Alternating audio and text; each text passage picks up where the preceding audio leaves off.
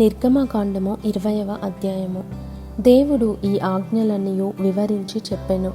నీ దేవుడనైన యెహోవాను నేనే దాసుల గృహమైన ఐగుప్తు దేశంలో నుండి నిన్ను వెలుపలికి రప్పించితిని. నేను తప్ప వేరొక దేవుడు నీకు ఉండకూడదు.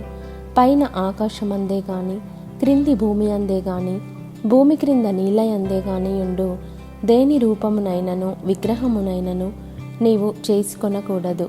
వాటికి సాగిలపడకూడదు, వాటిని పూజింపకూడదు. ఏలయనగా నీ దేవుడనైన యెహోవానగు నేను రోషము గల దేవుడను.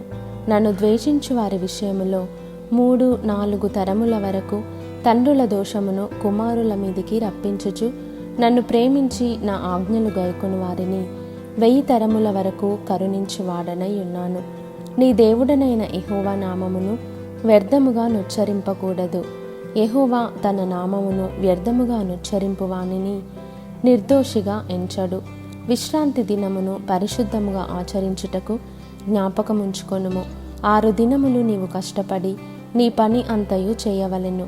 7వ దినము నీ దేవుడైన యెహోవాకు విశ్రాంతి దినము. దానిలో నీవైనను నీ కుమారుడైనను నీ కుమార్తె అయినను నీ దాసుడైనను నీ దాసి అయినను నీ పశువైనను నీ ఇండ్లలోనున్న పరదేశి అయినను ఏ పనియు చేయకూడదు.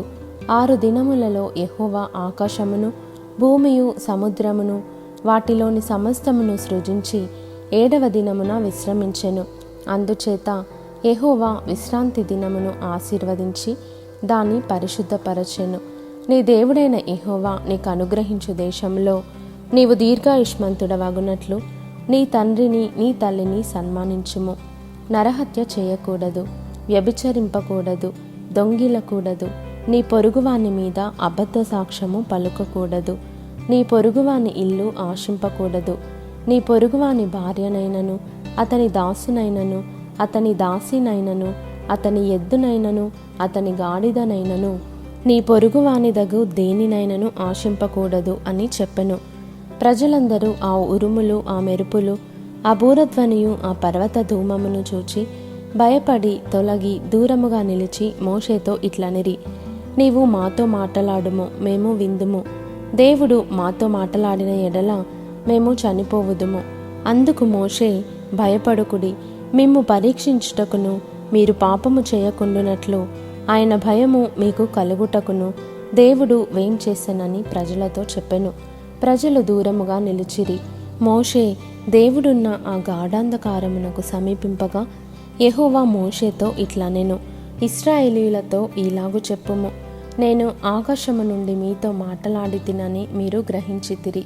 మీరు నన్ను కొలుచుచు వెండి దేవతలనైనను బంగారు దేవతలనైనను చేసుకొనకూడదు. మంటి బలిపీఠమును నా కొరకు చేసి దాని మీద నీ దహన బలులను సమాధాన బలులను నీ గొర్రెలను నీ ఎద్దులను అర్పింపవలెను. నేను నా నామమును జ్ఞాపకార్థముగా నుంచు ప్రతి స్థలములోనూ నీ యొద్దకు వచ్చి నిన్ను ఆశీర్వదించెదను.